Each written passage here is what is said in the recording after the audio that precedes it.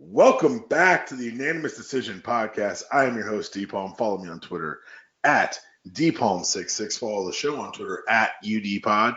Follow the entire MTR network at the MTR network. You found us, don't lose us. Subscribe in the iTunes store. Subscribe anywhere.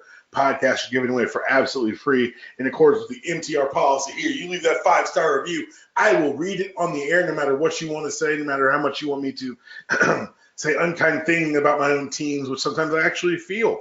I'll do it because the 5 stars help us. It's an easy way for you to give a little feedback and show a little love to the show. We're back. We're in the full swing. NFL is about to kick off in about 40 minutes as we record right now on Sunday. And I am joined by one of my best friends in the world, the homie Mike. What up, Mike?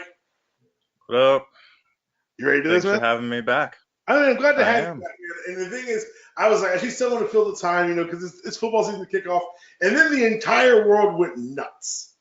I don't know what you're talking about. Well, trust me, we'll get to all the crazy shit that's happened this week. Because last week I thought I was getting ahead of the game. We did the Labor Day podcast with my pops, and everything's good and well. And then Nike decided to show out, and then the WNBA playoffs came on fire.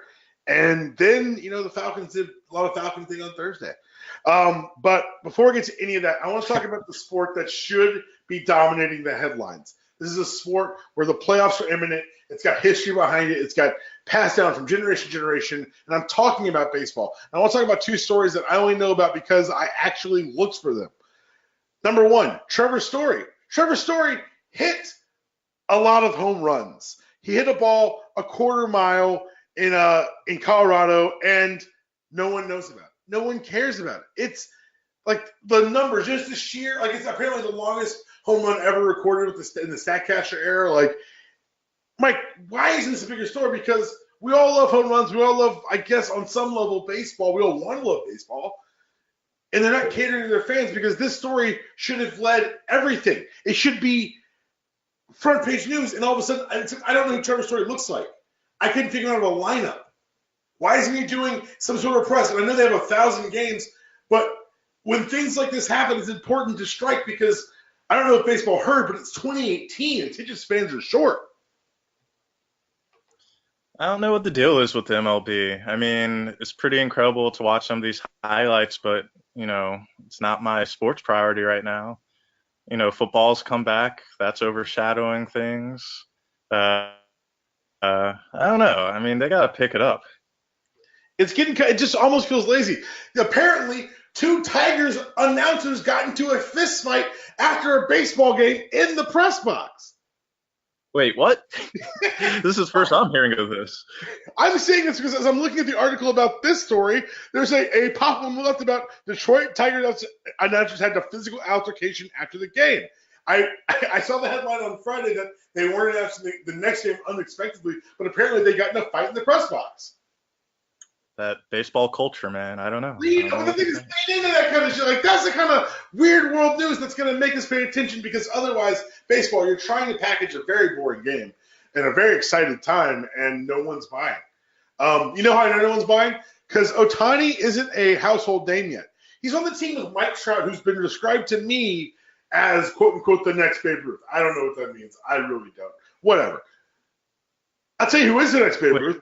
Shohei Ohtani, who is pitching and hitting home runs, and he needs Tommy John surgery, and he hit home runs while needing Tommy John surgery. He's having a legitimate conversation if he can't pitch next year, can he still hit after Tommy John? People are saying yes, tentatively. It's never really been a question before. But now the new question is, if you put him as the DH, what the hell do you do with Albert Pujols? Which is a question I never thought I'd ask. I thought he was a household name because I've heard of him, and I'm not the biggest baseball follower. But, yeah, I mean. I sent you gifs of him throwing strikeouts in the next inning, hitting home runs, because I've never seen anything like it. It's so impressive. No one has. That's why this whole Tommy John thing and seeing how it translates to some real hitting is going to, I don't know, that's a first, right? It's going to be telling. It's wild. He's on the team with Mike Trout and Albert Pujols. Albert Pujols, in the last, probably the 2000 decade, was one of the biggest hitters of all time. And Mike Trout has been told, I've been told he did everything except for hang the moon. Still couldn't pick him out of the lineup. Ohtani is somehow more impressive than both of them, and yet he was mismanaged to the point where they pitched him into the ground where he needs Tommy John surgery after one season. Yeah, already. I mean, he just got here. He just got here and we broke him. This is why we can't have nice things. Yes. Oh, man. Sometimes we do get nice things, Mike. And sometimes nice things come in corporate branded advertising. And that's okay. Because on Monday, on Labor Day, Nike announced their new 30th anniversary ad campaign for the Just Do It slogan, starring Colin Kaepernick. And if you haven't seen these ads, first of all, weird. Second of all, yeah, where have you been? They are everywhere, and they've turned into a very successful meme, which we'll be talking about in a second. But let's go from the top. The announcement came that Colin Kaepernick had been signed an endorsement deal. They're going to be producing a line of apparel based on Colin Kaepernick, kind of, I guess, the persona at this point. And when the story came out, kind of, what was your knee-jerk reaction? Because you and I are both, I think we both initially thought this was cool, but also felt a little uneasy, at least at first. Yeah, I mean, my general mistrust of corporations in this regard, yeah. I mean, I was happy for him, and then I think all the saltiness made me at least like 50% more happy about it. Oh yeah, it's always easier to be happy for someone when the wrong people are mad at them. Like Cam Newton played at Auburn and plays for the Panthers, and I should by all accounts hate him. For sure. But he makes the right people mad. I'm like, yo, I fucks with Cam always, and that's kind of where it was here. Because yeah, you're right. There is this insane and internal and visceral and legitimate distrust and distaste for corporations making these large plays. But I'm also the line of thought where I don't really care about your motives. I want to see your actions. And as an action, empowering this man who's been using the dwindling funds left in him from his football career to put money behind his words, I think it's interesting that Nike looked at this and said, not only is this something we can principally stand behind, but let's not forget, Nike is a publicly traded company. That means at the end of the day, they have a fiduciary responsibility to shareholders to make as much money as possible. They look at they crunch the numbers. I know, but trust me, this goes to a larger point, though. They crunch the numbers. They said it is in long term more profitable for us as a global brand to make this investment. Yeah, know. You and I agree that Nike's done a very good job of making money and also handling PR, correct? Nike is, by all accounts, a quote-unquote well-run corporation. Yep. Let's look at the people who took the opposite stance.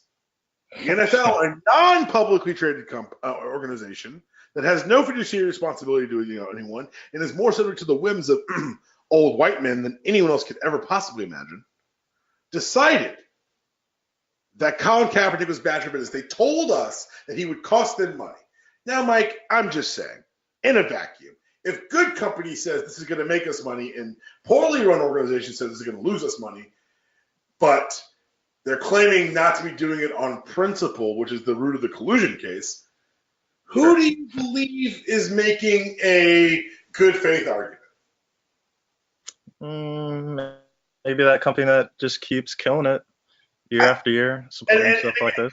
This is not me decrying Colin's activism or asking or saying that Colin's message is going to be diluted by his partnership. I'm not one of those people. If people say, "Oh, you get these holier than thou cats who are like, well, if he's going to be in bed with corporations," hey, first of all, you don't get to put limitation to how another man earns a living. You don't have to be poor to be an activist. That was the second point. There's this picture of activism where it has to be ensconced in poverty. That is just it makes no sense. You can fight for what's right, but you can't. But you got to take the bus to do it. Like it doesn't make any sense to me. And so there is that backlash. This weird internal on the celebrators of Colin's message backlash of now he's going to be co-opted and taken. Hey, do you know who sponsored MLK's petition to win the Nobel Peace Prize? It wasn't the governments in the South. It was Coca-Cola. Coca-Cola knew that no local government would put no local politician would ever back him publicly, so they did it as a corporation. Does that make Coca-Cola a good company? No, they're no good corporations. But it did say that they used their power and said, hey, maybe from a fiduciary point, and also maybe from a, this might just be that's the thing about corporations is they're very late on the wave of things, at least good ones. And if Nike and Coca-Cola can say, hey, the wave is coming, we can see the right side of history, let's get on it early. I don't care if they did it for a financial reason. I don't care if it was a tax write-off. I don't care if you're burning your shoes. What I do care is that the backing is there now. The voices are loud. And I want to read a quote, which is my favorite quote from all this, from the New York Times story that ran regarding this very incident.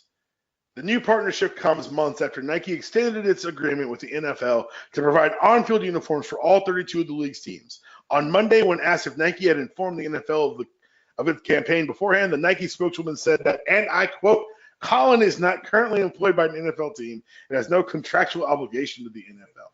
Now, Mike, let's talk about the chef of it all.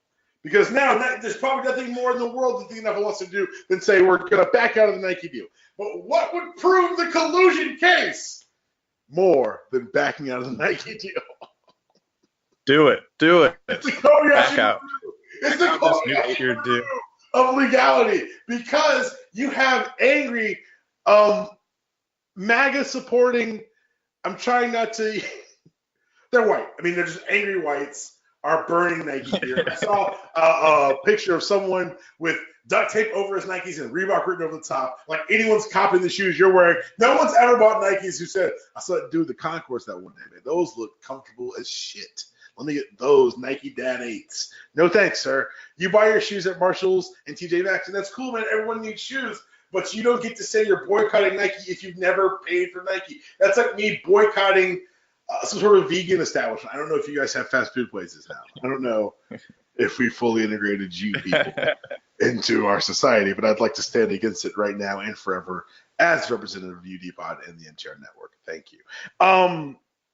Look, I love these protests. I mean, they're probably the most amusing thing that happens after, Nike deals like this happen. It's great. All these quote unquote moral stances these corporations are taking result in the best protests. I mean, let's go with the first one, the big one. I'm not watching NFL. Sunday ticket. Tickets were up last year. Ratings were up last year. Everyone made more money. I saw 0 stands that were empty because Colin Kaepernick took a knee. Yeah. So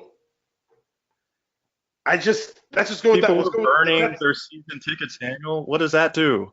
Burning season tickets. All right, that's fine. Like you don't need it. It's 2018. Like let's just all have a moment of silence for Nike, who will fall by the wayside of other targets of conservative protests: Walmart, Starbucks, Dick's Sporting Goods, Kellogg's, Keurig. I'm reading from a list. Netflix. Oh, Keurig. Is there like a sub Wikipedia Amazon, entry on these? Star Wars films, Meryl Streep, Michelle Wolf, the Black Panther franchise, and Hamilton. We thank you all. We take this moment to think of all that we've lost in this war with conservatives. And can I be really real with you for a second? Do it.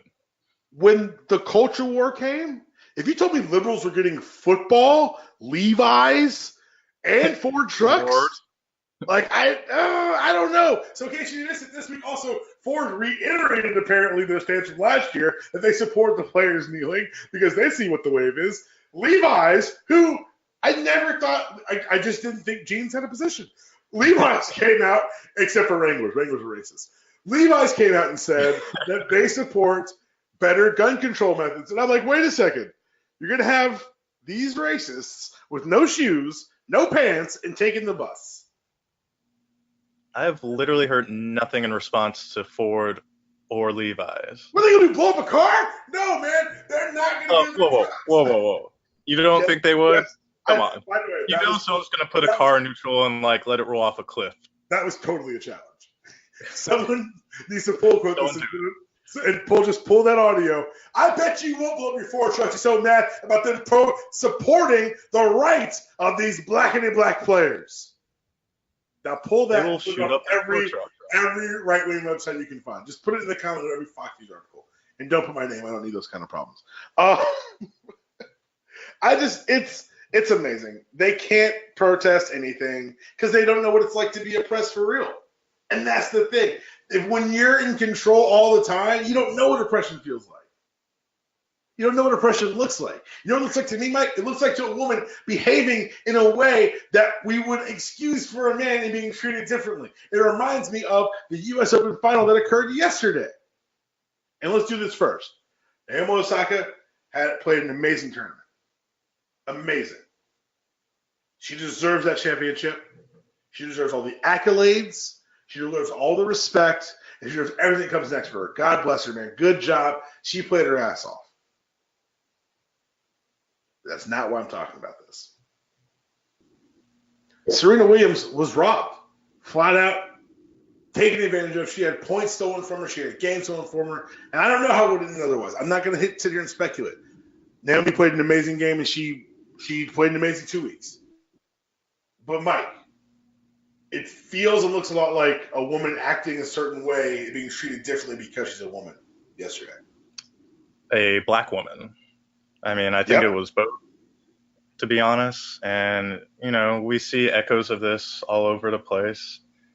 Technically, I guess those things happen, but, the selective application of these rules, it's not fair. The racket, that's automatic. Not mad about that. Coaching, by all accounts, it seems like it's a pretty regular occurrence with everyone else. She couldn't even see the guy who was clear across the court. And calling the ump a thief? Come on. That's not an insult to description. That's an accurate depiction of what he's done here. He stole from her. But even if it was inaccurate, we have heard far worse, and people are celebrated for far worse. That's like me in college getting mad you call me a football player. I don't know what to say. Yeah, I feel like half the people that know who McEnroe is these days knows him because of his rants on court. Right. This is McEnroe's brand. This is not. For me. It's so ridiculous. And watching it in real time, which I was doing because Georgia was mollywhopping South Carolina. It was frustrating. It was super frustrating, and you just you could tell that she knew how the story was going to end because this is the life she's lived. This is the life of black women. It was, you could watch disrespect just oozing off this dude, man. It wasn't, you're right. And that's the thing I tell everyone is that people are like, so we'll go to the courts and we'll get these rules changed. You can't legislate attitudes. Or how the rules are applied. Exactly. There has to be latitude for the umpires for a sport to work, but, that has consequences. It has dire consequences because unless these referees can be truly unbiased, which is impossible, we know that. Right. You're gonna have incidents like this until you address the underlying misogyny and racism behind it all. But she's been here before. She gets this type of response whenever she does anything. But that's why you could see you knowing what we know about her, knowing the journey she's taken. You could see the righteous indignation, the righteous anger on her side. She's like, every time I come here, this shit happens. I've had that feeling. But, think about what she's had to deal with tennis in the past, couple months. Oh, yeah. All the drug testing, her outfit being banned at the French Open, and then this. That stuff adds up. It takes a toll, Yeah. It takes a toll, and I'm still pissed because it took away from the young lady winning. It took away from Serena, man. It just took away from the whole thing. It was unnecessary. So Naomi unnecessary. Was playing amazingly well. She had so few unforced errors. She was killing it, and she was playing her idol, which was a big enough deal, and she was dominating her. And she would have won. It seemed pretty clear. And then the crowd was pretty ugly, booing her even, until Serena had to tell them not to. That's not how you want to remember your first huge career win. Yeah, no, you're 1,000% right. And I guess I hadn't really thought about it from that perspective because you're right. Because for me, the crowd's the crowd. Like, fuck the crowd. I'm not a crowd person, but you're right. It had to color that moment for her that she's gonna have forever. Now it's tied to this bullshit, and it's so irritating that they had that leeway. And I know you have to have leeway for officials to do their jobs. I get that, but the way you can apply the rules so unfairly and so unbalanced is just frustrating. Yeah, repeatedly against one player. I mean, I don't know. It's going to be interesting to see how Serena responds behind the scenes with the Open and what the U.S. Open does. I don't know. But like, if I'm a tennis official or even the proof for your tennis, why are you making it harder for the person who made us all this money? Like, we're all rich now because Serena Williams plays tennis. Yeah. We're all rich.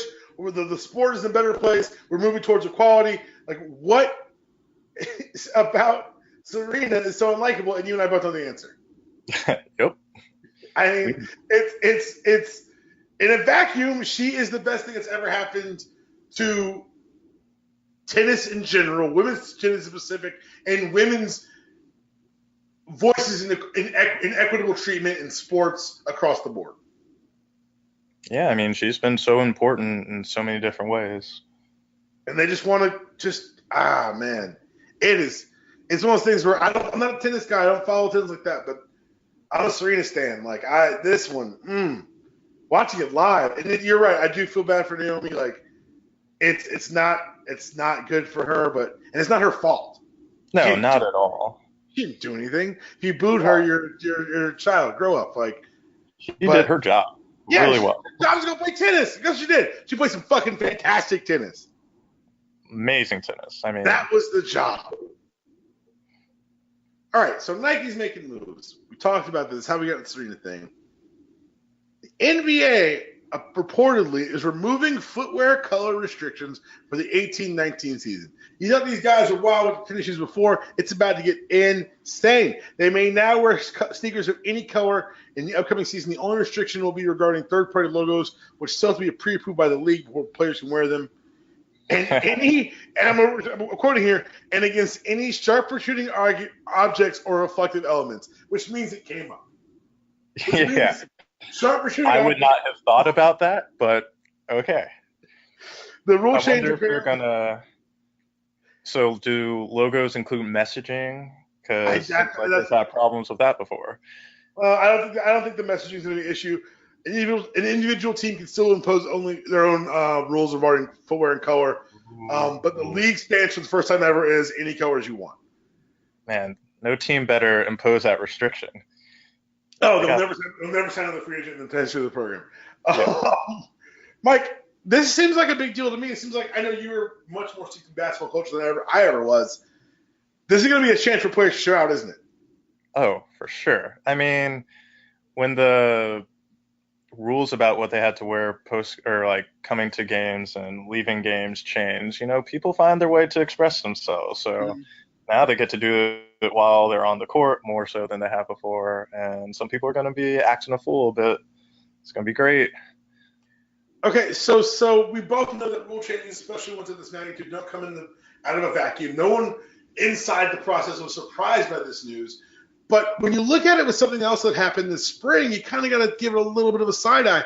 Puma dove back into basketball shoes for the first time in 20 bleeping years, signing Arizona's DeAndre Ayton, Duke's Marvin Bagley Jr., 1 and 2 in the draft. They signed Michael Porter Jr., signed Zaire Smith, signed Rudy Gay. The last NBA player they had was Vince Carter in '98, and he left 2 years later to join N1. But their big marquee guy was, Frazier back in the 70s? Clyde Frazier in the 70s. It's been a minute since they were really in the shoe game like this. So who had the inside track at Puma? Because this collusion, whatever, it's sports teams making money off of the images of athletes. I'm not really going to sit here and fight about their rights.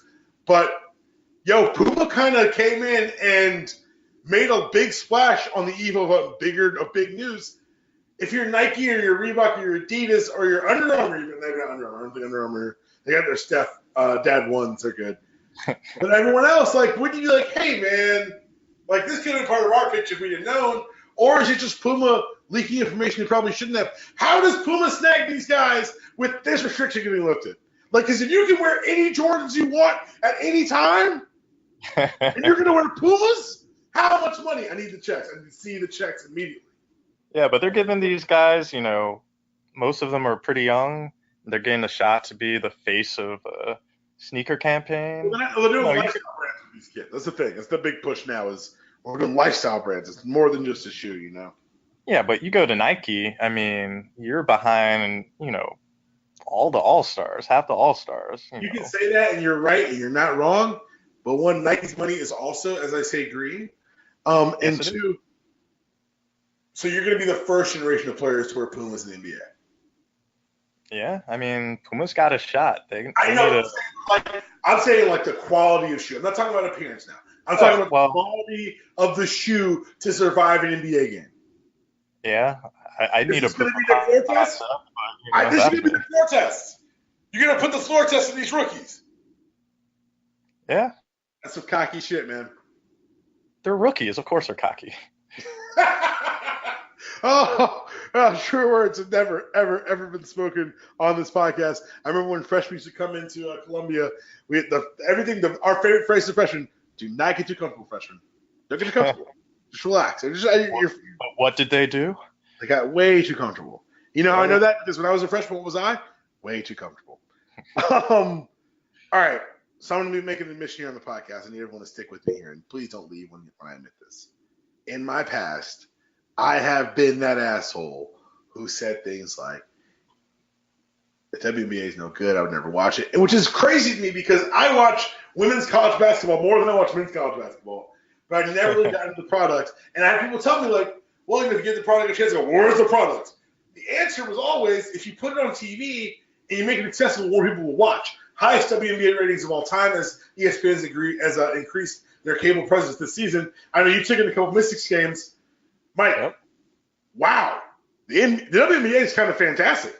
It's great. I'm loving it, And for all their problems, it's good for me in a bad way because I can just go down to the arena and walk in and get a ticket pretty close and enjoy a game against a good team, watch some good players play. I mean, I don't know what it is. This season's been good. A lot of good storylines happening. Quality of play is great. They need more attention. They deserve more attention. Like, I'm looking at dream tickets for next year for real. Like, it's serious. No, you should. It's great. It's a lot of fun. It's a fun event. It's totally I've never been to a WNBA game, and it's so crazy because now I'm watching these playoffs, and I'm watching, like, Ella Del Donna. Like, when she went down, I thought they were wrapped. I thought she was done. Oh, same. I feel like there's a collective gasp. Yeah, it was like, oh, this is one of those bad injuries. But no, she throws up a double-double 2 games later because she sat out again. Like, Paul Pierce was wheeled off the court for nothing. Yeah, she was literally, I got 6 months to rest. I'll be fine. Like, that's the kind of G-shit you're talking about. Like, more in our sports. You want toughest in sports? Watch the film of her going down because I was like, gasped. I was like, oh, it's a wrap. I couldn't watch it, but yeah. It looks really bad. I've hurt my knee. It looks really bad. Speaking of tough, Diana Taurasi, these playoffs. Look, I mean, she's just a monster. I'm afraid to even say her name. She's reaching that other territory for me with that dude from Philly. Because she's a killer. She is a problem. That 3-pointer in the corner, the turnaround one at the end of the game? Yeah. Bruh. The casual turnaround 3-pointer at the end of the game. Super casual.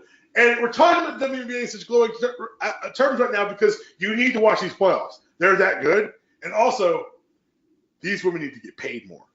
They do. And, I mean, what they do for the love of the game is just they fly coach in multiple leagues. They fly coach. They clearly go to Siberia to play in a league because they're not getting paid in the WNBA. I mean, it's crazy. Well, the thing about the WNBA is they don't have like true revenue sharing. So NBA players get 50-50 split with the league. It's nowhere near that with not at all. And even if it was, it would not. Even if it was, that'd be a starting point. My second point is you guys are treating women like professionals. They should not be flying coach. Nope. They shouldn't. They shouldn't be traveling on the same day of the game. They should not. You want them to be a professional league? Guess what? Sometimes you got to invest a little, spend money to make money. Treat them like professionals. This is ridiculous. We changed the finals format 5 or 6 years ago in the NBA so that you would get fewer cross country. It used to be 2-2, 1-1. Yep.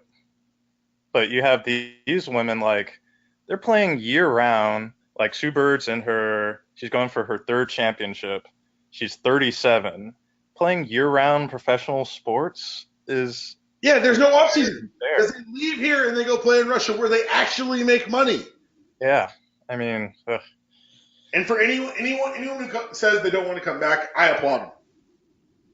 No, yeah. I mean, there's a big controversy years ago. Taurasi took a couple years off from WNBA because she was making money overseas and she needed to rest her body. It's like, I get it. And if you're going to prioritize it, you prioritize the one that pays you. Yeah, you got to make a living. Right? You got to make a living. Well, apparently you're not allowed to make a living for some people because this week we reached the point of the Le'Veon Bell holdout for the Steelers, where the players have turned on each other. Now, this is a rote thing that happens in sports because generally you got to remember that these teams aren't teams; they're corporations. The owners aren't owners; they're CEOs. And so what happens is they have a lot of national and local media in their pocket. So when a player holds out for more money, the story is not player wants to be remunerated in accordance with what he feels he deserves. It becomes the selfish player is hurting our team. And a lot of fans buy into that shit, and I get it because fans are idiots. But when I see linemen talking about a running back saying he doesn't care if he wanted to be here, he'd be here. The union rep saying he should take his money and shut his mouth. That's a problem because that makes me ask a lot of questions that I've always had about the union. And yeah, that makes me ask a question. It makes as well. It should, because what happened is Le'Veon Bell, he held out last year. They hit him with the franchise tag. He held out, said he wanted a long-term, more secure deal. They didn't give it to him. What happened next? It then turned into Le'Veon Bell carrying the ball more than any player in the NFL last year. More than any player. The most carries. This year, he says, and I quote, they want to say he wants to get what he feels he deserves. And honestly, his agent said, if they're willing to sacrifice short-term gains for long-term prominence in his profession. And it's not like they're asking him to come in and run it some. They're asking him to come in and be the focal point of the offense. And for me, especially after watching Todd Gurley get that money this year and Saquon Barkley get coming in, like it's hard for me to say Le'Veon's wrong. And for the team, this is what kills me, for the team to carry water for ownership when yeah, they could have been quiet. The game is so tough. This NFL game is so tough that you want to take less money from a team that can cut you at any time and one hit in your career? Yeah, you got a window that's unknown. You got to max it out whenever you can. Mike, we're talking to 406 touches last year. And they still won't pay him. For him to say, I don't want to beat myself up for you not to pay me again, that doesn't sound like a bad teammate. It sounds like a smart man. Yeah. And if those two are incongruous, maybe you redefine what a good teammate is. This is that bullshit. Because it's one, and that's what gets me the most. Because it's one thing for the fans to turn around. The fans are all to a man idiots. They don't know what they're talking about. They don't know what they're watching. I saw reporters who are obviously carrying water for ownership say, this is disgraceful. And I just said back to them, I hope the next time you negotiate your deal, you're willing to take less money to be a team player and help out the rest of the newsroom. I think he's helping out enough on the field. 406 carries, he's helping fucking plenty. That's a lot of touches for anyone to carry. And that's the most in the league last year after not getting paid last year and saying he felt disrespected. Earl Thomas went to work this week after shitting all camp. He says, I'm going to be there for my teammates, but this respect will not be forgotten. And this goes back to what I'm talking about the WNBA as well. People say it's not respect, it's money. Of course, I respect you. Hey, welcome to adult land. the way you measure respect is money. What we're saying is we value your contribution and we remunerate you in kind. If your boss told you, we respect you a lot, but there's no raise this year, you'd be fucking pissed. Hey, you did great work. You earned a raise. We're just not going to give it to you because we respect you too much to do that. Excuse me? Cut my check. What I'd be like, I don't want your respect. Give me my money. Yeah, keep the respect. Pay me. Because that's what we're talking about here. When Earl Thomas says disrespect, he's not saying it from a place of greed or a place of misplaced aggression. He's saying it from a place of, hey, man, I know what I'm worth, and you know what I'm worth, and the fact that you're aligning with what you think I'm worth, you're disrespecting me to my face. That's disrespect, and it will not be abided. And I applaud Earl Thomas. Hey, you got to go to work, man. Sometimes you got to go to work. Le'Veon Bell apparently had a plan. This is year 2 that this has happened. And I bet after year 1, his agent was like, these motherfuckers don't play right. We're having something in place for next year because we can't trust them. Yep. And for players that say, we just can't trust them to be with the team, why do you trust this team? Do you go in a year negotiation and say, what's the least you can pay me? I'll take it. League minimum. What's the least legally you can pay me? And better yet, I'll hang back half of that to you guys afterwards. What are you talking about? Get money, get money, get money is the mantra of professional sports. You know why? Because it's all laundry. An analyst gig with a team after you retire, but someone's going to wear your number once you leave. Yep. You've got to realize that. I go back to Westminster and there's a 66 on the field, and it makes me sad. No, but seriously, like, this is professional sports with grown-ass men. This is the most childish, this is a high school Harry horse shit that makes me like, what is going on here that these players would feel so emboldened by ownership? Because now, what if he does come back? What if things go slow? Or what if he does come back and gets hurt? Or what if he does come back and they don't win as much? Or he's not as good as he was? He's going to get blamed. He's going to get blamed for everything. If he damned if he does, damned if he doesn't. I salute you. Might as well get that money. Yeah, yo, they're coming after you. Come after them. Get your money. All right. This is one team where the greedy player won't let us pay him narrative works. I would tell you about a team where it fucking didn't. The Raiders. So, Khalil Mack should be the highest paid player in a defensive player in the league. For those who don't know who Khalil Mack is or don't watch the Raiders, that's fine. They're the Raiders. Khalil Mack, 2 years ago, made the Pro Bowl twice on one first-team All-Pro in 2 positions. People voted him as outside linebacker and as defensive end. Shit. Not All-Pro is not by conference. That is the best in the league. He was a 2-time All-Pro in 1 year. I didn't know that was possible. I didn't. Neither did I. And John Gruden says, we were a bad defense with him last year. Why I don't pay him. And to appease this 10-year, $100 million coach who has not won a playoff game since January 2003, when I was 17 years old and in high school. I'm 33, married with a home. Just put everything in perspective here. He has not won a playoff game since January 2003, but the Raiders gave him 10 years, $100 million, and they let him ship out their best player. Sure, they got 2 number 1s back.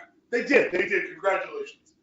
But, Mike, I ask you, in the world of sports, is the ideal prospect of number 1 draft picks the opportunity to pay them a lot of money eventually? If you don't pay them a lot, you miss the pick. What the fuck are we doing? Everyone's going to be side-eyeing that organization because they're going to worry about their money. They wouldn't pay this guy who was 2-position All-Pro in 1 year? And here's my actual favorite part of the whole story. There's more? Reggie McKenzie is one of the is a GM for the Raiders. He's black, so of course no Reggie McKenzie is. Reggie McKenzie was offered the opportunity to take the interview for the Green Bay job this past offseason, and he said no. I'm going to stay in Oakland. Now, John Gruden is quoted as saying, that he wasn't really involved with all that, so you'll have to ask Reggie, to be honest with you. For those who have been keeping track, John Gruden throughout this whole thing has called it a grueling process, and that he can't wait to talk to Khalil and get down and sit in front of him. But once the pick happened, once the move happened, and everyone shit on it, as well they should have, he says, I wasn't really involved in all of that, so you'd have to ask Reggie, to be honest with you. Man, how's that bus look? Man. Should have taken that interview. They signed this is the oldest roster in the NFL, by the way. That's a good thing. He traded away or didn't sign a lot of Reggie's draft picks. And then what's he say? What's worse than getting hit by a bus? 18-wheeler. Obviously, the last two draft classes we haven't gotten a lot of production out of yet. I don't think there's anybody left from the 13 draft. But 15, 16, 17, not much production at all. With that being said, you have to fill those holes. Somebody fill those holes with free agency. Some of those guys are free agents that are a little bit older. They're just experienced, Daniel. It's okay. You want a veteran in the locker room? Why don't you get Reggie McKenzie's quietly built like a young, exciting defense, and like we're trying to build a roster there. John Gruden comes in, guts it, figures out that people don't like it, and then throws Reggie into the fucking bus. It's fucking brilliant. It's the kind of dumb shit quackery that you should expect from the Raiders, and I'm surprised it surprised me.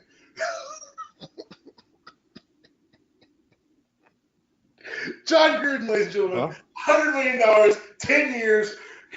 He couldn't get the goodwill to tell the people that player is too greedy. They did that with Le'Veon Bell in Pittsburgh, and because people trust the Steelers, they tricked their fans and their players. They said in Oakland, after giving this man 10 years, $100 million, he has been on staff for about 20 minutes, and he's already burned up any goodwill he had. Ladies and gentlemen, the Oakland Raiders. Promising season ahead. It is not. All right. So the Falcons played on Thursday. The Falcons went to the Falcon. I don't want to talk about it. You don't want to talk about it. Let's move on to yesterday in college football.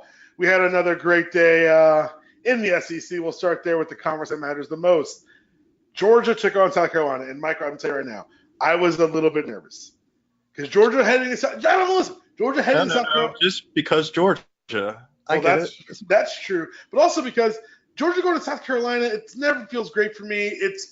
They haven't been up this year, but their offense looked like it'd be a problem. First drive of the game, Georgia picks it off, takes it to the house. Well, maybe they can't throw against Georgia. Maybe they can run. 3 straight runs. It was at that point I relaxed a little and watched Georgia's offense go to work. They ended up winning 41-17. Number 3 team in the nation, looking like the number 3 team in the nation.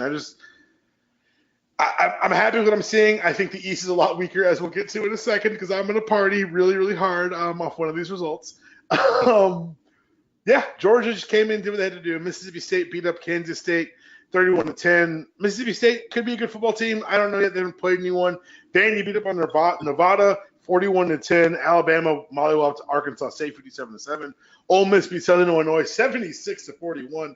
Tennessee wins the first step to the state title, beating ETSU 59-3. LSU beat Southeastern Louisiana 31-0. Mizzou beat Wyoming 40-13.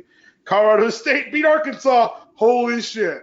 I have a really good friend, Justin, who went to Colorado and family. He's got friends who played at Colorado State, so he's a Colorado State fan. And he went there as a joke.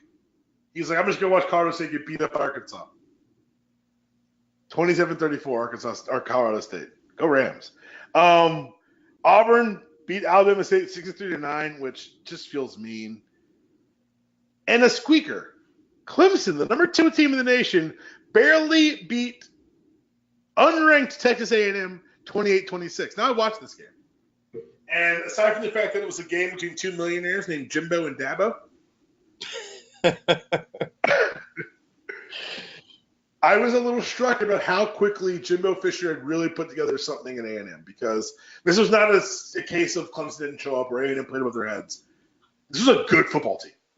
Like, A&M might be a very good football team, which makes the East look even better because we ain't got to deal with that shit. And the game I'm saving for last. The last time this outcome occurred, I was 1 year old. Or I guess I was 2 because of the date. Whatever, birthdays are weird. It was 31 years ago that Kentucky beat Florida. And after 31 years, Mike, Kentucky said, no mas. They came and beat the shit out of the Florida Gators for 60 minutes of football. I've had more enjoyable football moments. Maybe not this year. Oklahoma was this year. Never mind, this year. But watching Florida lose to Kentucky in Florida, chef kiss. All the chef kiss. First game, right? This is Kentucky's 2-0 and Florida's 1-1 now. They just beat them. Big third quarter. They made the plays. And then I don't even show the end of it. Kentucky was up 5. Florida had the ball with last drive. There's a sack, but the ball comes out, so it looks like a pass. No whistle. Devontae Robinson from Kentucky looks around, grabs the ball, starts walking, and runs it in for a capper to end the game 27-16. Play through the whistle. I've been happier with football games this year, but you know what? No matter how bad this year will end for me at the Bama game, no matter what Falcons did on Thursday night, it could always be worse. I could be a Gator. And that warms my very soul, Mike. It really does. It touches me to my very core. Because guess what? The East. I'm not saying that Georgia's going to win the East. I would never be that cocky or arrogant. It's looking good. USF beat Georgia Tech. This is unranked, but I do want to make fun of some teams. USF beat Georgia Tech. And Mike. Oh, they pulled it out. Shit, never mind. I take it back. FSU struggled with Samford. I really thought they were going to lose that game, but they ended up pulling it out. That makes you sad. Yeah, Clemson did what they did. I talked about Clemson already. Let's go to the top 25, and then we'll get out of here. TCU beat SMU 42-12. We talked about Georgia. Michigan found some offense finally, 49-3. They say that seat is hot for Harbaugh there, and I got to think it has to be. He's won in whatever against Mississippi State and Ohio State in his time there. For all the hoopla about Harbaugh, he hasn't developed a quarterback yet. He's got this guy, Shea Patterson, and the trade from Ole Miss. I don't know, man. It feels like a lot of fool's gold, which you can get away with in college football very easily. But after watching them melt down against what I assume is not a very good Notre Dame team, because, come on, Notre Dame. I don't know what the thing is also, in the year 2018, what's your ceiling at your Michigans and Ohio States? Because Michigan, for all it is still a regional school. You're still recruiting regionally. And the most NFL talent and D1 talent right now comes out of Florida, Texas, Georgia, and California. So it's hard to say, we're going to go recruit the nation when you're in the same conference as Urban Meyer, who did it at Florida. He's got inroads at those schools and around those programs that you can't even buy. So I think it comes to the question of maybe we've seen the best of Jim Harbaugh at Michigan. Maybe that's the best it's going to get at Michigan in 2018. I don't think you can recruit there. It's just, who's going to Ann Arbor? Come to Ann Arbor. Why? For who? For what? Still got those high standards, though, despite the reality of the recruiting situation. Hail to the victors. Wisconsin, number 5 in the nation, beat New Mexico 45-14. Oklahoma and Kyler Murray should be playing baseball for money, but instead is playing football for free. Beat UCLA 49-21. Oregon won 62-14 in Portland State. Virginia Tech beat William Mary, 62-17. William Mary's got a football team. Rutgers has officially entered the maybe you should try art camp section of their lives. They're still in the Big Ten, but they just lost to Ohio State 52-3. Like, there comes a point where things just aren't for everything's not for everybody. Rutgers doesn't need football. I don't see Rutgers can be a great school with other things. Football shouldn't be one of them. Speaking of teams that don't impress me, Notre Dame beat Ball State 24-16. Washington beat North Dakota 45-3. Miami beat up Savannah State 77-0. I bet that feels better than last week, doesn't it, Miami? West Virginia continues to impress, 52 over Youngstown State to 17. South Carolina State lost 38-0 to UCF. LSU already covered. Clemson already covered. The Kentucky score once again. 31 years, y'all. 31 years. Stanford beat USC in an absolute affrontment to my eyes, 17-3. Boise State beat UConn 62-7. And Arizona State beat Michigan State 16-13. I refuse to admit anything about me being wrong about Herm Edwards. However, you have my attention, Herm. I apologize for nothing. But you have my attention, and I'm watching, and I'm nervous because what if Herm Edwards built something in the desert? What if Herm Edwards builds an oasis in the desert of football? A home win against Michigan State. Michigan State was ranked 15th in the nation. Arizona State was unranked. It's not crazy. Because, as we just covered, Harbaugh can't beat Michigan State. God, if Herm pulls this off. According to this morning, Brad Short recruiting has NFL's kicking off right now. The NFL's announced that they will, or not announced, but the rumor is they will not have a anthem policy in place in 2018, which they really should have shut the fuck up in the first place and let it roll itself out. The Steelers allegedly will not be trading Le'Veon Bell to rescind his franchise tag, and sources say that Gregory for the Cowboys may have relapsed and might be subject to disciplining. But my question for you, Mike, is if we're calling it a relapse, it means we're identifying it as a disease. Why are we punishing a disease? Because we're the NFL and I hate you. Mike, thank you very much for coming on, man. Any last words? WNBA playoff game 2 today. Tune in. There you go. Look at that. Well, they're not going to be here today because it runs on Monday. Yeah. Well, tune in to game 3. There you go. Pod time travel. We're teaching them one step at a time. That was your show. This is your outro. See you guys next week.